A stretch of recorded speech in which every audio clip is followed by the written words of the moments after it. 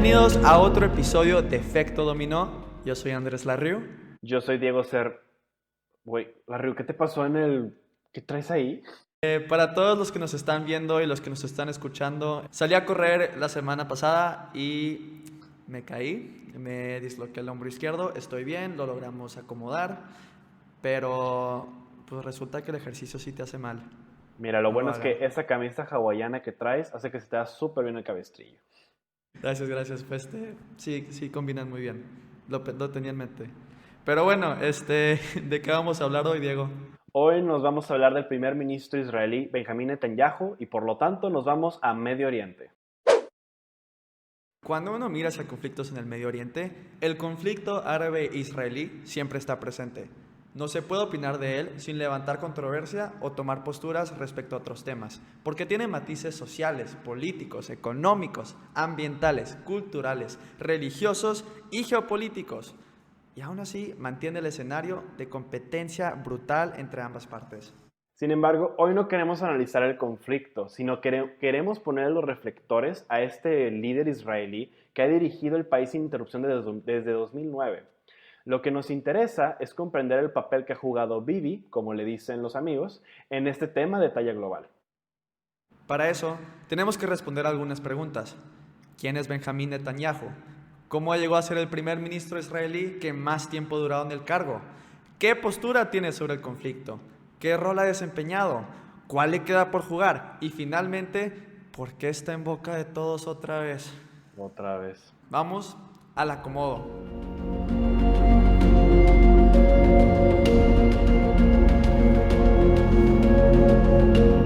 Benjamín Netanyahu nació en 1949 en un hogar de fuertes posturas políticas. Su padre, Benzion Netanyahu, era un académico y activista que abogaba por el revisionismo sionista, que es una rama del nacionalismo israelí que establece que los israelíes pueden y deben reclamar todo el territorio de lo que solía ser el mandato británico de Palestina.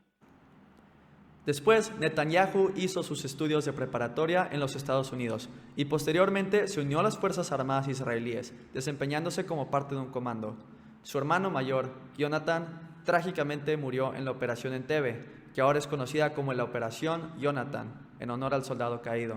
Ahora, parece casi de película, pero en esta operación fuerzas israelíes rescataron a 102 rehenes israelíes en Uganda, tras su secuestro por parte de insurgentes palestinos apoyados por el dictador ugandés Idi Amin.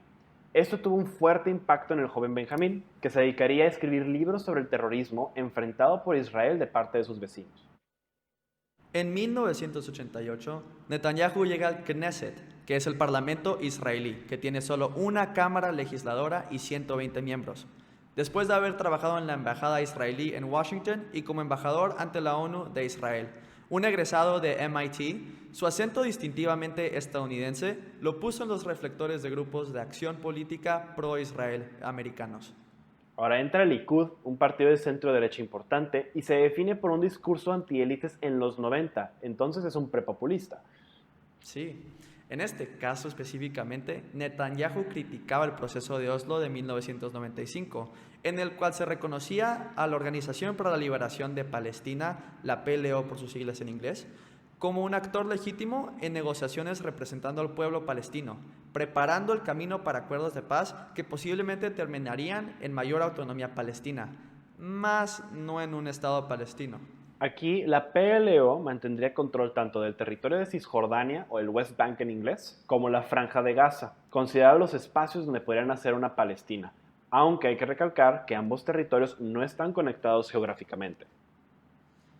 Un año después del trágico asesinato de Yitzhak Rabin, el primer ministro israelí que negoció este proceso de Oslo, Netanyahu llega al cargo de primer ministro, convirtiéndose en el primer líder israelí nacido después de la creación del Estado de Israel en 1948 y con tan solo 46 años, en el primer ministro más joven de la historia del país. Ahora, bajo presión estadounidense, firma dos acuerdos importantes con Palestina. El Protocolo de Hebrón, el cual le otorgaba el 80% de esta ciudad a los palestinos, y el Acuerdo de White River, donde el ejército israelí se replegaba 13% del territorio cisjordano. No obstante, Netanyahu recibió oposición dentro de su partido, al seguir los pasos de los acuerdos de Oslo y seguir los acuerdos de estos tratados. Él trató de evitar su implementación. provocando una moción de censura y perdería las elecciones en 1999, durando solo 3 años en el cargo. No obstante, Bibi estaría de vuelta en Tel Aviv en 2001, como parte del gabinete del primer ministro Ariel Sharon.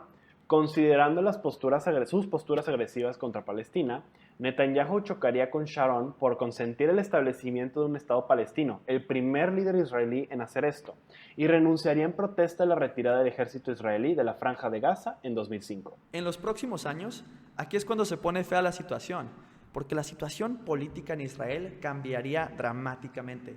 Para empezar, se desataría la guerra israelí-libanesa en 2006, seguida del partido islamista Hamas, que sería votado democráticamente en la Franja de Gaza en 2007. Finalmente, se desataría el primer conflicto armado entre Hamas e Israel en la Franja de Gaza en 2008. Estos 3 años caóticos prepararon el escenario para el regreso de Netanyahu en 2009. Al llegar de regreso al cargo, Netanyahu se adapta a la realidad de un mundo dirigido por Barack Obama. Netanyahu entonces propone que si va a haber un Estado palestino, debía 1. Estar desmilitarizado, 2. Sin derecho a retorno y 3. Sin Jerusalén Oriental como la capital. El hecho que este plan no incluye el derecho de retorno haría que todos los palestinos refugiados desde el 48 por la creación de Israel no tendrían derecho a regresar a su tierra como ciudadanos naturalizados. Es más, Netanyahu planteó otra condición crítica del proceso. Palestina tendría que reconocer a Israel como un Estado judío. Esto quedaba fuera de la discusión para la PLO y fue un obstáculo inamovible para las negociaciones de paz. Finalmente, defendió el crecimiento natural, entre comillas, crecimiento natural, de asentamientos israelíes en Cisjordania, sin importar que la ONU declarara que no tenían validez legal. Este último punto hizo que las relaciones entre Estados Unidos e Israel llegaran a su peor punto en la historia, en décadas. La administración de Obama percibía los asentamientos como provocaciones de mala fe, que no permitirían la negociación de un acuerdo de paz, ya que distorsionan la posible frontera de una Palestina independiente y hasta se presentan como una violación al derecho internacional. Tan solo en un periodo de 9 meses de negociación en 2012, Israel incrementó sus actividades de obra para vivienda en Cisjordania al construir 14,000 asentamientos. Tan solo 9 meses en 2012. A los ojos de Obama, Netanyahu buscaba sabotear la solución de 2 estados. Ahora, considerando todo esto, vamos al impacto.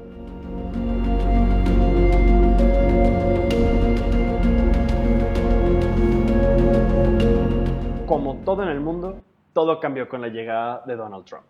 No solo apoya activamente el reconocimiento y creación de asentamientos en Cisjordania, sino que también reconoció a Jerusalén como capital indivisible de Israel y así dejó herido de muerte al proceso de paz de Oslo.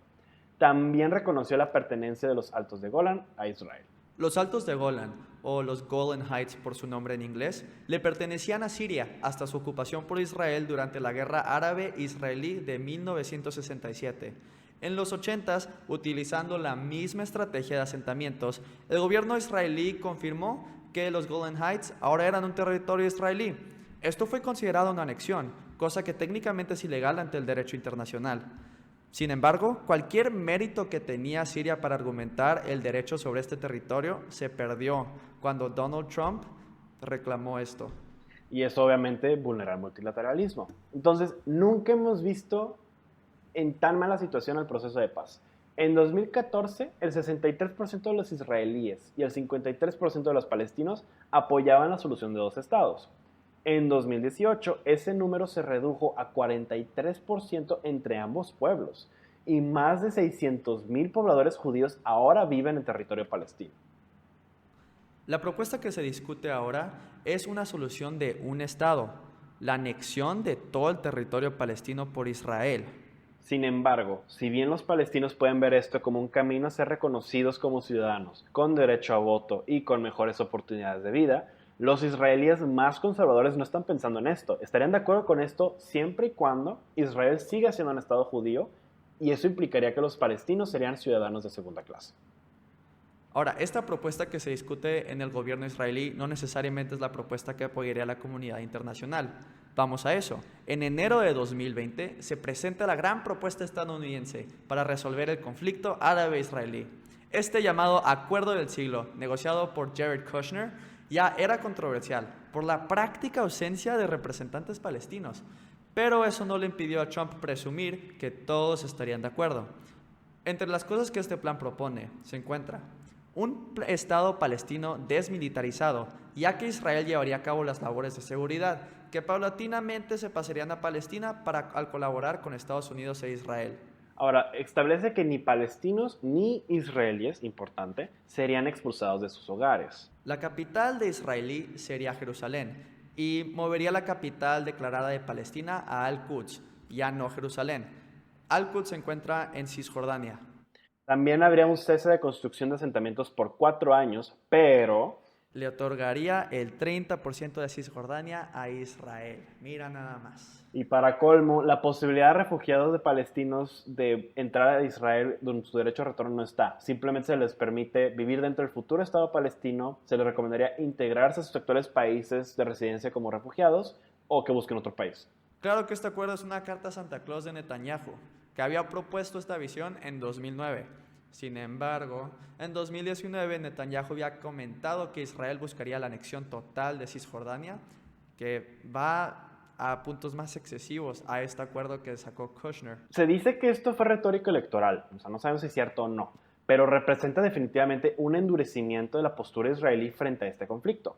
Ante este escenario, tanto la Unión Europea como el secretario general de la ONU criticaron duramente a Israel por tomar medidas que obviamente desestabilizan la región. El miedo a la anexión permanece y hasta está la amenaza de sanciones. No todos son buenas noticias para Netanyahu. Recientemente se le procesó por sobornos, fraude y abuso de confianza. Aunque tenemos que reconocer, su posición como primer ministro le otorga el único fuero que existe en el gobierno israelí. Qué casualidad. Al mismo tiempo Qué se vio, casualidad. se vio obligado a ceder su permanencia en el puesto al formar un gobierno de unidad nacional con su contrincante Benny Gantz para hacerle frente al coronavirus. Esto después de casi un año de elecciones sin un acuerdo de coalición, razón por la cual Bibi oficialmente cederá el cargo de primer ministro a Gantz en noviembre del 2021. Ya que vimos todo el acomodo de las fichas y entendemos el impacto, vamos a discutir el movimiento.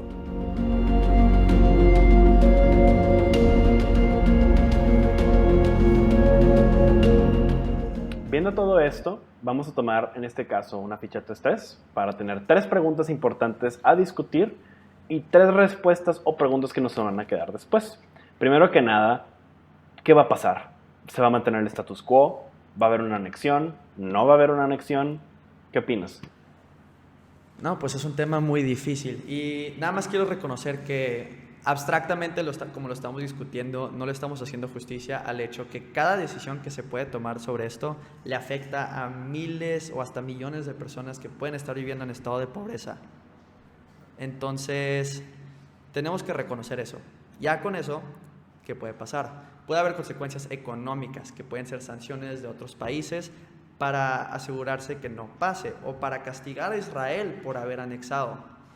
También tenemos que reconocer que es muy diferente seguir el proceso que estableció el país de Estados Unidos a intentar anexar todo Cisjordania. Son dos problemas muy diferentes en cuanto a logística, inversión y especialmente esas dos están en una situación crítica a raíz de la pandemia del coronavirus. Sí, híjole, yo estoy muy conflictuado porque si dices, digamos que lo han tratado de anexar y que anexe el 30%, el problema es, ya endureció el discurso lo suficiente como para que tratar de anexar partes de Cisjordania ya no se considere tan radical. O sea, uno dirían, pero él quería anexarlo todo, nada más nosotros estamos anexando el 30-20%, cuando eso hace 10 años era impensable porque había un proceso de paz.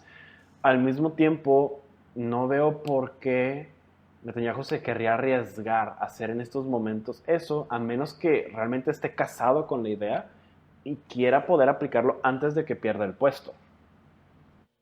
Eso sí, porque tenemos que reconocer otra vez para recordarles a todos, a Netanyahu solo le quedan 1 año y medio alrededor en el cargo.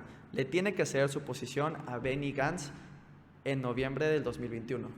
No tiene mucho tiempo para actuar. Entonces, sea lo que sea que tenga, tiene que lidiar con la pandemia, el coronavirus, y tiene que lidiar con el problema eterno que ha sido este conflicto entre Israel y Palestina. Sí, y regresando a ese conflicto eterno, la solución que todo el tiempo habíamos pensado que era posible, esta solución de 2 estados, ahora se está contestando con la solución de 1 estado. Y esto obviamente cambia radicalmente el debate, ya no sabes cómo negociar, ponen en jaque a los palestinos y obviamente para los mismos israelíes pues implicaría otros cambios que no habían imaginado.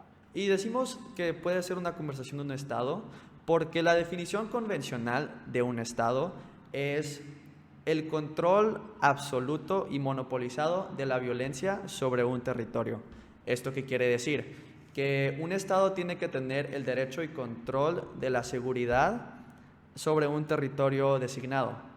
Entonces, todo este plan de Jared Kushner y de la administración de Trump no le da ese derecho al Estado palestino. Entonces, técnicamente, ni siquiera es un Estado, porque toda la seguridad y el monopolio de la violencia está en manos de Israel. Y lo peor del caso, no es hipocresía. Netanyahu siempre ha pensado en esto. Netanyahu es conocido por los 90 haber dicho que se le debe dar suficiente autonomía a los palestinos para que se gobiernen, pero no suficiente como para que amenacen a Israel. Bueno, esta frase está escrita textualmente en el acuerdo con Kushner y Trump en estos momentos. Es prácticamente lo que siempre había querido Netanyahu en un acuerdo, pero también reconozcamos de dónde viene Netanyahu. Viene de un entorno familiar donde se creía que toda Cisjordania debía ser parte de Israel. No solo eso, que su hermano murió en un encuentro armado contra atacantes palestinos. Entonces siempre los va a ver como una amenaza. O sea, él siempre ve a Palestina como un grupo que siempre va a querer destruir a Israel.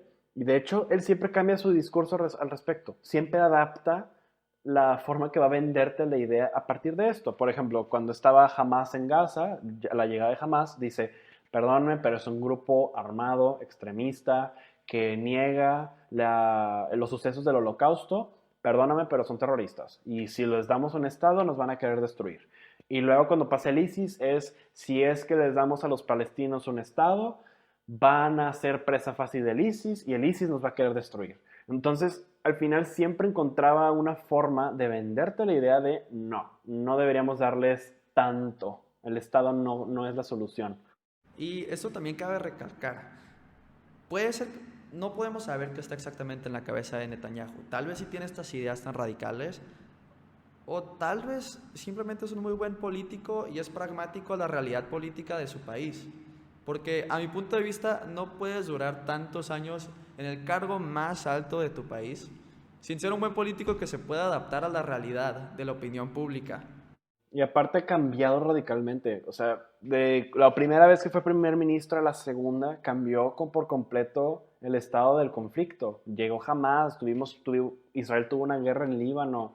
Se consideraba que tal vez ya no era fácil negociar con los palestinos. Obviamente se tuvo que adaptar a todo eso. Ahora, la cosa es, ¿qué tan casado está con la idea de anexar Cisjordania como para querer decir, ¿sabes qué? No me importa los medios, pero yo quiero este fin?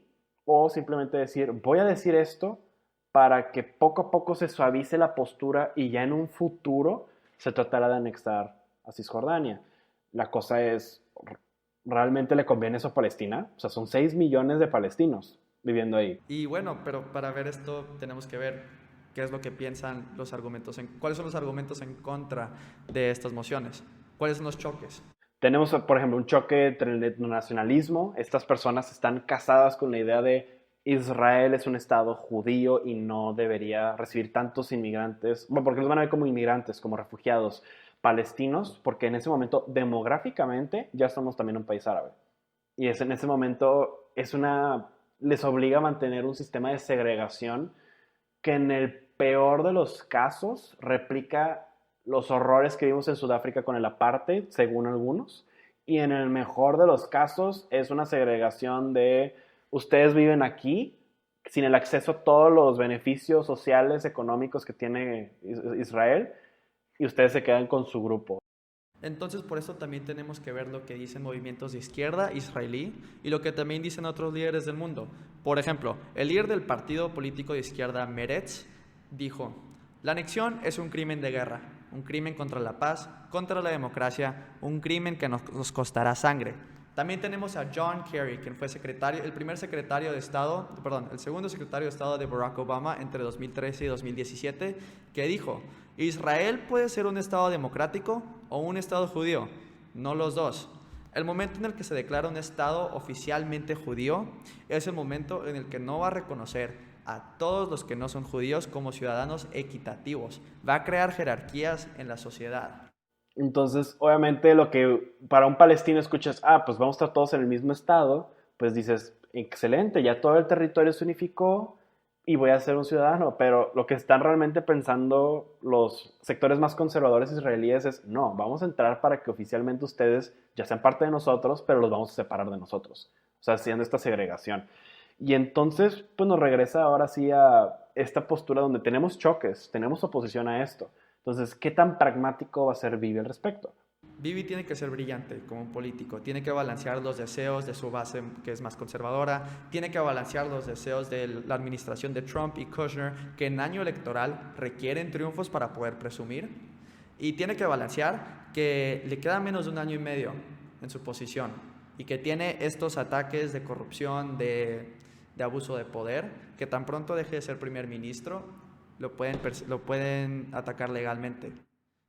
¿Qué le queda a Netanyahu? ¿Cuál va a ser su legado? Yo creo que ya está arrinconado por el tema de la corrupción y él sabe que este año y medio va a definir su lugar en la historia de Israel. Entonces, él siempre ha adaptado, como ya dije, su mensaje a las circunstancias y definitivamente, y esta es mi opinión personal, yo no creo que él quiera en estos momentos anexar. Simplemente quiere recordar a su base para suavizar discursos y luego ver si se abre la oportunidad. Pero realmente lo que él menos necesita ahorita es una situación que desestabilice la situación con Palestina y lo ponga contra la pared con Jordania, Arabia Saudí, entre otros países árabes. Y también el hecho que Gantz sea el ministro de Defensa, que es hiper importante para el tema de una anexión, hace que obviamente Gantz está pensándose ya como futuro primer ministro. Entonces va a haber ahí un choque importante entre qué tanto se va a permitir en este conflicto. Y claro que esta es una situación que se va desenvolviendo y que ha durado décadas y décadas. Y tal vez pueda cambiar muy pronto, ya que este plan tan solo salió este año. La pandemia ha cambiado todos los entornos políticos del mundo e Israel no se quedó atrás. Pero aún así nos falta ver cómo se puede desenlazar esta situación.